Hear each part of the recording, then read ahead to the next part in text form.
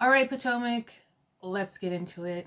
So we are on the reunion part 2. We pick up where we left off, where Monique is reading Giselle for filth. She has no response.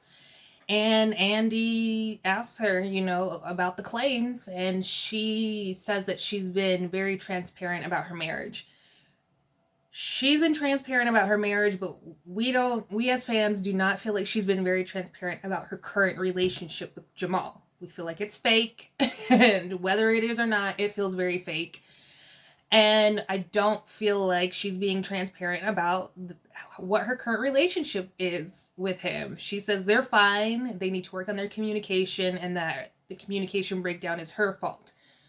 I felt like on the show they try to make us believe that they were a couple. They said like we're official, we're together, but Jamal went and did a little Instagram live with his fake binder in response to Monique and said that he's single.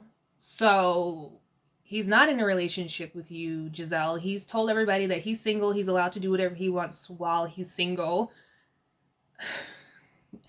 This relationship, I'm so over it. Like, I really am. And it's hilarious that Giselle just has no emotion about it. So it's clear that the other women think that this relationship is fake too. Candace, even though she's buddy with Giselle, she's like, so if this were true, like, what would you do? Even Wendy's like, so you seem very calm, but I know like inside you must be going crazy, because they feel like, I mean, Monique laid it all out there. Yes, these are old receipts, but she still laid it out there. She gave out his phone number. Giselle confirmed it. Like, how else do you not see that he's allegedly messing with other women? They all feel it. They all think it's true. I feel like even Robin thinks it's true, but she doesn't want to say it to her friend. And just the fact that Candace and Wendy are even questioning her right now, I feel like they all know that this relationship is fake. So now we're cutting to a break, and I'm sure we're going to see some mess behind the scenes. So Giselle and Robin have the nerve to talk about Monique putting together this binder like she has nothing better to do with her time. She must have nothing going on in her life. Aren't these the same two women who went to Karen's house to deliver a pizza to see if she really lived there? I'm like, you have kids, you have stuff to do at home, but you went all the way to Karen's house when y'all said she lived forever and away to deliver a pizza in disguises. Make that make sense. And was not Giselle the one who put together a t-shirt to bash Karen and her husband about their tax issues, which it was really Karen's husband's tax issues, not Karen's. But then now this season, Robin has her own tax issues that no one's really talking about, but it was fine for you guys to laugh and make fun of Karen and her tax issues. You guys had nothing better to do then. I mean, make that make sense. Like these, oh, they all do it though. Like they are so quick to make fun of people and talk trash when they be doing the same thing. The same thing. Robin is late, of course, after lunch. What's new? So we see Ashley's showcase of her season, and it's whatever. I've never really been a fan of Ashley. I feel like she lies a lot, and I feel like people are always saying how truthful she is. I feel like she's only truthful when she wants to be. So she'll say that like her marriage is fine, and then Mike will get caught doing something. So then she'll come back and say that they have an open marriage, and then Michael will get caught doing something again, and now she'll come back and say that she's had her own indiscretions, which she's never mentioned cheating on Michael before, ever. So, like, I feel like she's only truthful when she wants to be or when she needs to be to cover up more mess that spills out because of Michael's messy ass. Like, I don't trust Ashley at all. I feel like she's a liar. She's a scammer. She knows exactly what she's doing. She's with that old rickety man because she wants his money, and she's going to stay with him until she gets it. And when she's ready to leave, then she's going to be ready to leave. Nothing he does, no matter how messy he is going to cause her to leave until she's ready to leave. So I'm just not buying Ashley's stories, like, ever. The only real problem that I have with the Wendy and Ashley situation is that it was misdirected anger, and she took forever to accept responsibility for being irate with Ashley when all Ashley did was bring her baby to the house. All of that anger should have went towards Monique. Monique is the host. If you have a problem with like not being able to bring your baby, you talk to the host. And Monique even said, if you had mentioned it to me, I would have said, of course, bring your baby, but you didn't. And whether you knew or not, you should have been mad at Monique. You took it out on Ashley, who's a new mom. Yes, of course, Wendy, you went through a lot, but nobody knew that. Nobody knew that your baby was in the NICU. And all they knew was that you had 2 other kids already, and you're screaming at this new mom for bringing her baby when you should have been more understanding. You called her a bitch for no reason. And, like, the fact that you can still be okay with, like, getting mad and saying that it's not all right to use aggressive towards Black women, but you can call them bitch. Like, come on, Wendy. Like, she gets on my nerves. I feel like stand by like all of it. Like, if it's not okay to call someone aggressive, it's not okay to call someone a bitch, and especially for no reason because they brought their baby. Yes, of course, be upset, like you wanted to bring your baby, but you should have had a talk with the host, pulled her aside, but you made a big scene and you acted like a child, like your friend Candace. And now, like, I feel like she was that way the whole season. She just made a big scene out of everything. I don't like Wendy. I don't like her. Although, on Watch What Happens Live, she was a lot more level-headed and felt like she saw more of both sides of the situation between Candace and Monique, which I was really surprised about because all season, and even the reunion, it was like Candace, Candace, Candace. But she seemed a little less biased on Watch What Happens Live. So it was nice to see that. And also, like, random, Monique looks stunning at this reunion. Her face looks so stunning. I absolutely believe that Katie and Ashley hooked up. And the fact that Ashley had to slide in there that her husband is only attracted to women.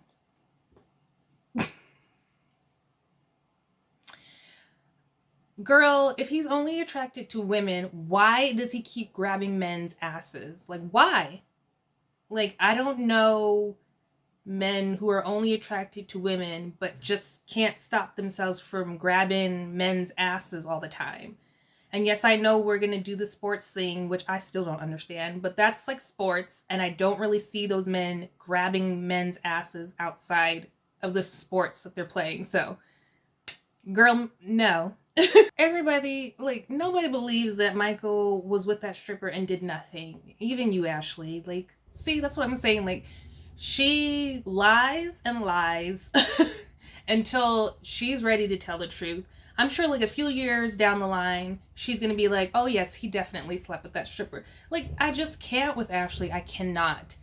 And the fact that, like, Karen said that she hopes that Ashley works it out with her husband because they have 2 children. And so then Andy tries to be shady and says, well, Giselle and Jamal have 3 kids. They're trying to work on their relationship. And Karen's like, I just hope that it's real. And I'm coming from a good place. But this is what Giselle always does. And Giselle's upset, of course, and saying that, like, her and Karen don't have a relationship. But you always want to have a relationship when you want to be nosy and in Karen's business. But when she does it back to you, we don't have a relationship. You're not coming from a good place. I feel like you're getting what you were giving, Giselle. And I feel like it's rightly deserved. And I don't care how messy or shady Karen is being, because you have been nothing but terrible to her for these past few seasons. I feel like you're getting everything that you gave, and oh well. So they bring up the video footage that has been leaked. I don't know why it's just now being leaked. Of Michael grabbing one of the producers' butts at a party from a couple of seasons ago. And maybe a few seasons. I think it was at Charisse's party. And so, like, the evidence is out there that Michael was lying about, saying that that it never happened, but obviously it did because we see the footage of him grabbing the producer's butt. So they're all chiming in and going back and forth about it, and Ashley's denial, denial, denial. And then her and Candace start getting into it, and then Candace jumps into, like, that letter you wrote was false or something, talking about the letter that she wrote on behalf of Monique. And I'm just like, how did we even get here? Like, Candace, we're talking about a totally different subject, and you hop, skip, jumping around to the letter that Ashley wrote for Monique for your court case against her. Like, what is... Okay. Candace, we're not even there yet. Like, can you just wait your turn? Candace, stop trying to make Thirst Book happen. It isn't going to happen. Okay, Gretchen? Ashley is so stupid for not getting that post-nup. I don't care if she does have 2 kids. Girl, get him to sign that post-nup. He is messy as hell. Of course he's gonna do something else to embarrass you. Get that post-nup signed. So we see of Karen's season. I feel like she had a great season despite her issues with Ray. I'm glad they're in a much happier place because I hate to see marriages fall apart, the real ones. I loved seeing Karen go back and see her family and see that her family, the Wooden family, were able to buy the plantation that their family were slaves on. That's just powerful and amazing, and I am thankful to see that, and I wish we could see more of that as a Black woman. To see more Black people being able to go back and do that would be incredible. They talk about Karen's home because she's back in Potomac, and everybody talk about how cozy and warm it is. Robin says that it's better than the last home. Robin should never talk about anybody's home, ever. Just keep your mouth shut, Robin. Especially when you did all of this, as Funky Dineva says, in your little house and living in Baltimore. You don't even live in Potomac, but whatever. But I'm thankful to see Karen's glow up. I feel like she had a great season. And I'm glad to see that she's just more, like, likable this season. I feel like every season she gets more and more likable. Let's be honest, Karen would not have invited Ashley and Giselle to her hometown with her if Candace and Monique hadn't fought. If they hadn't fought, you know Candace and Monique would have been with her and not Ashley and Giselle. So whatever. Like, the fact that they went was because they needed somebody to film with Karen, and Monique and Candace were out of commission, so that's what it was. I was really glad to see that Karen is backing off of this whole Ray owes her for helping him with his taxes, because that bothered me when it happened during the season, because I felt like you're a married couple. Yes, he effed up his business side of things, which affected your personal. But I felt like if you had messed up with your business side and it messed up your personal finances, of course he's your husband. He would have been there for you, no problem. I would hope. So I feel like you should do the same, step up for your husband, and it shouldn't be a question of if he owes you. You're a partnership, you're in a marriage, you help each other through good times and bad. So the fact that she kept saying all season that he owed her and she wanted him to thank her for helping him, it was just like, I don't know, that bothered me, because I just felt like I wanted her to be more understanding that, like, this is your husband, of course you help him, and why do you need to tell everybody that he owes you for it? Like, that really bothered me, so I'm glad she cleared that up and that she's moving past this. Oh, shady Andy. So he asked all of the women, like, since they're on a show now, they're making money, some of them have businesses, the dynamic in their marriages has to be different now with, like, who's bringing in more money. But Monique is like, sorry, sir, but that little chick ain't doing nothing compared to what Chris brings in. She's like, it helps my business, and he's glad that I'm able to use that money and invest it in myself, and we're fine. But Andy tried to throw in shade and be like, well, he's not still making that money, right? He's not still in the NFL. And she's like, no, he's still making that money. His investment portfolio speaks for itself. He's doing well. Like, she caught the shade and threw it right back at him. He got it. He said, got it, and then moved on. So, I was like so annoyed with him. Like, don't be trying to count Chris's money. Like, just because he's not an NFL player anymore doesn't mean that he's not doing well. Not all pro athletes blow their money once they leave the league. Like, a lot of them do well. There's so many athletes that are doing exceedingly well. Look at Magic Johnson. He's the only one I can think of right now, but he has done really well from himself. Michael Jordan, I mean, come on. Like, LeBron James, I'm sure, like even though he's still in the league, when he leaves, he'll be fine. Like, there's a lot of professional athletes that invest their money wisely and do very well when they retire, which is why they're able to still live lavish lifestyles. Like, Andy is ridiculous and shady as usual. So now we're back on to Karen and Ray. Andy brings up a viewer question about when Ray said that he wasn't sure if he was in love with Karen. Of course, Giselle has to jump in and was saying that, I'm sure that wasn't the first time you heard it and you looked embarrassed. I don't want you guys to break up, but I was glad that he put it out there so you guys can work on it. Giselle, shut your filthy mouth. You are no friend to Karen. Remember, you said you're not friends and that you have no relationship. You don't care about her. So then why do you all of a sudden trying to say like you don't want their marriage to break up? Give me a break. Shut up. And like Karen said, she was not embarrassed. She was hurt. She was hurt. And even Candace backed her up and said she was hurt. Like, I don't, like, maybe you could be embarrassed because it is on TV, but you would feel a lot more hurt than embarrassed if your husband tells you that he's not in love with you. Giselle just wants to be messy because Jamal lives in her phone. So Andy calls out Wendy for commenting on Karen's sex life with Ray. And she just spouts off some nonsense and then says that, like, we're married. I'm not used to that. We don't really talk about that. That's supposed to be private. And I'm like, didn't you all go to a fetish party, like a bondage party or something, like your last night of that trip, and you all dressed up sexy and had sex toys and stuff, and you all talked about giving head, but now all of a sudden when you get called out for it, now marriage and what goes on in the bedroom is supposed to be private? Shut up, Wendy.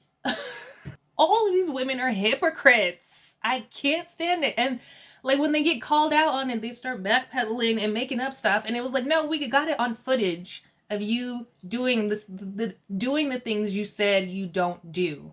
Karen admits to putting on airs for the show while her parents were still alive, and that she's a lot more like looser and just more free with being who she really is.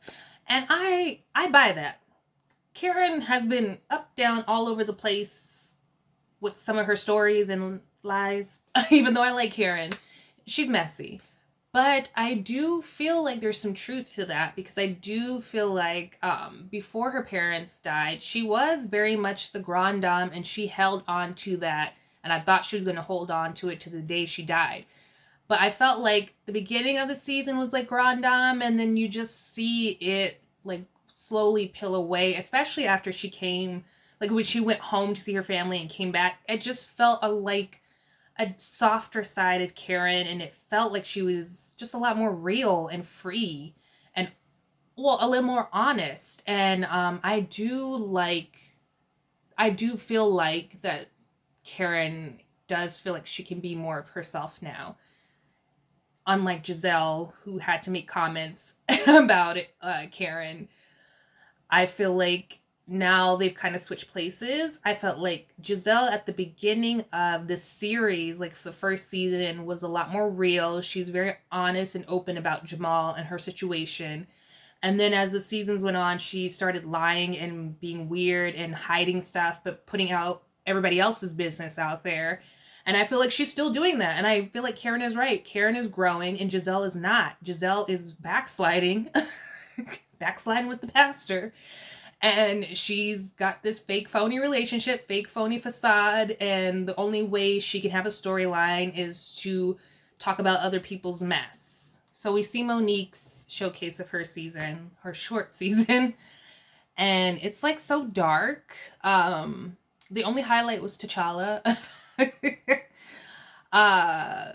During Monique's showcase, Candace is yawning and making faces, scrunch face.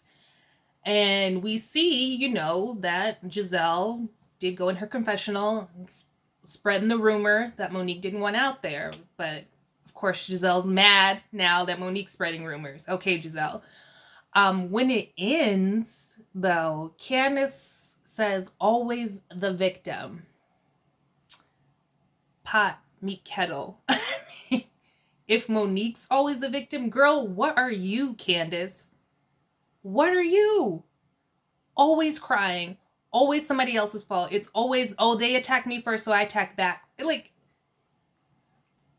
you can't throw out victim given your history, Candace. You just can't. No, I can't. I can't deal with that. No. So Monique, under her breath to Ashley, says, you see Candace over there taking shots at me all the time. Like, keeps taking shots at me, but she's supposed to be traumatized. I feel like, I don't know. If I was traumatized, I wouldn't be on ready and throwing shots and jabs. I don't know. That doesn't seem like traumatized to me. That just seems like pissed and ready to come for someone's neck. Which, I mean, she bopped you upside the head, so rightfully so. But that doesn't seem like traumatized to me. But that's just me. Oh my gosh, this bird. I heard about T'Challa leaving before I even watched the season. As you know, from my previous reviews, I did not start watching Potomac until this year. And I caught up on all the seasons. But I heard about this bird flying away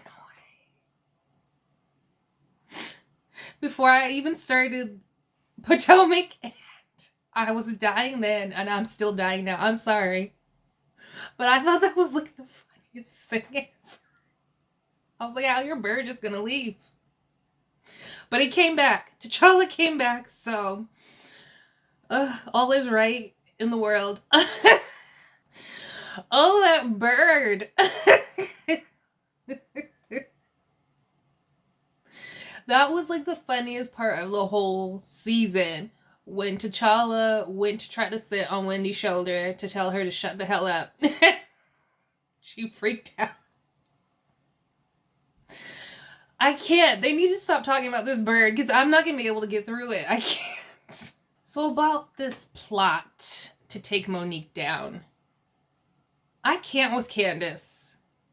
Candace is the one who went on her Instagram live and answered a question and told everybody that there was a plot, that Giselle and Robin were there, that they were trying to talk to the producers about it, about bringing it on the show because of Gigi and Charisse. And Candace said that it wasn't gonna fly because that baby looks just like Chris. She said this on her Instagram live. So the fact that she's saying that there is no plot, there was no plot, I'm just like, are you kidding me? Like, Karen, say something else. Say something else. Candace is lying. She's lying. She did a whole Instagram live about this plot. Now Giselle and Robin are acting like there was no plot. Karen's like the only one that said that, Candace, you called me and told me there was a plot. So like, but like, I feel like Candace is just like backtracking out of it now because she hates Monique so much and saying that if it wasn't true, you wouldn't be running from it. You yourself on the Instagram live said you didn't believe it. So I can't, like, this is what's so frustrating. Even Andy was like, well, the rumor was never brought on the show. Giselle, in her confessional on the show, brought out the rumor. So what are you all talking about? Like, what are you talking about? There was a plot. There was a rumor. Candace went on her Instagram live and told everybody there was a plot. This is ridiculous. Like, I can't with this show. I cannot. And here we go with this whole Bravo doesn't condone violence. We don't condone violence, but we're going to air it and we're going to profit off of it. We don't condone violence when it comes to the Black housewives like Potomac and Atlanta, where we always have to make these disclaimers that we don't condone violence only on the Black Real Housewives shows, but y'all don't make any disclaimers when on Beverly Hills, Brandy done slapped up Lisa Vanderpump. She threw wine on Eileen. Lisa Rinna tried to choke Kim. She threw a glass at everybody at the table. What was it? New Jersey. Danielle ripped Marge's hair, pulled her around that store. You guys didn't make a disclaimer then. The Gorgas and the Judices, they fought at a christening. They fought again at another outing. They fought so bad that when Melissa tried to break them up, she got whipped around and flung across the room. Give me a break. They fight all the time. They fight across every Real Housewives franchise. On Orange County, they were like throwing glass. They were throwing wine in people's faces and people got pushed. This is a joke. This is a joke. This is a racist, race-filled disclaimer that you only do on Atlanta and you only do on Potomac, but like you don't do it on any of the other franchises. Teresa, for Pete's sake, she flipped a table. She flipped a host. Y'all want to talk about you can't go around fighting your coworkers like Monique and Candace, but try to tell me if you can fight your boss. Teresa threw Andy into his chair trying to get to Danielle. She shoved him. Can you fight your boss and keep your job? I guess if you're white, you can. Because on these shows, they always got to make a disclaimer, always got to talk about trying to fire somebody. But they fight on every single Real Housewives franchise. This is BS. This is racist. You don't do this on any other franchises. I hope they rip Andy to shreds, and I hope he gets fired because I'm tired of this nonsense. He's racist. Allegedly. So we see the recap of the fight, and then there's a viewer question of Monique taking a picture with Charisse before Candace's anniversary party. So they're saying, like, can you see why she would think that you two were cool and that it was okay to invite Charisse to the party? Monique, this is fake. I'm sorry. If somebody is spreading a rumor about me and my husband and my child not being my husband's, I'm not taking no picture with them. I'm sure as hell not standing next to them with my arm around them. That's fake. That's fake, Monique. You shouldn't you shouldn't be doing that if you want people to believe that you're pissed at this person, which you should be. But also, like, I heard that, like, Robin did a work event. Like, her and Monique had an event that they had to do together the day after the fight, and they took pictures together and they were smiling and all hugged up next to each other. I'm like, all of these housewives are fake. They're so fake. I think that is so fake and phony because all season long, Robin was talking about how violent Monique was and how she didn't feel safe with her, but she's doing events with her and taking pictures with her. And then Monique's talking about how pissed she is at Charisse, but you're taking pictures with her all smiled up. Y'all are fake. Candace can invite whoever she wants to her party. I do feel like she could have gave Monique a heads up that Charisse was going to be there. Then Robin, with her big mouth, is talking about you're giving Charisse way too much credit. You shouldn't be afraid that she's going to be at a party. When all season long, every time y'all had a party, is Monique going to be there? Is Monique going to be there? Is Monique going to be there? She didn't fight none of y'all. She fought Candace. But she's giving Charisse too much credit. Shut up, Robin. Oh, the shady editors at Bravo. So, they're still talking about the fight. They want to know what triggered Monique. Monique said it's when Monique has in the past said Candace put her hands in her face. This time she says it was her doing this, which is still putting your hands in someone's face. Everybody says that didn't happen. They showed a footage. It did happen. Okay, so now they're talking about the glass being thrown. So Monique is trying to say that it happened simultaneously as her grabbing Candace, which is not true. She grabbed Candace and then the glass was thrown. The wine was first thrown and then the glass was thrown. She said she didn't let go of Candace because she saw that she had broken glass in her hand and she didn't want to be hurt. Candace did have, everybody says that didn't happen. They showed a footage. Candace did have broken glass in her hand, but she couldn't see. Her arm is flailing. probably because she can't see, but the glass is broken. And we did see when that fight initially broke out, Monique's lip was bleeding. She was bleeding, so she got cut with the glass, but it was in the midst of the fight. So it did happen. I feel like she's retelling it though because she's seen all the footage, so this is how she's retelling it now, because she was not retelling it like this in the past, which is why I feel like this is problematic. She had different stories. First, it was like Candace threw the wine glass, and then that's what set her off. And then it was something else. Now it's this, the hand in the face. I mean, she did say she put her hand in her face the first time, but then she said she threw the wine glass, and that's what set her off. So I feel like that's why like people can't really rock with you, Monique, because your story keeps changing. But that stuff did happen. That doesn't negate the fact that Monique's lip got cut by glass. There was a broken glass in Candace's hand. So that did happen. But the glass wasn't thrown first. And I feel like people are just like kind of forgetting that Candace in her therapy session said that Monique grabbed her hair. Monique was flipping her hair. Candace admitted herself in her therapy session that she grabbed Monique's vest.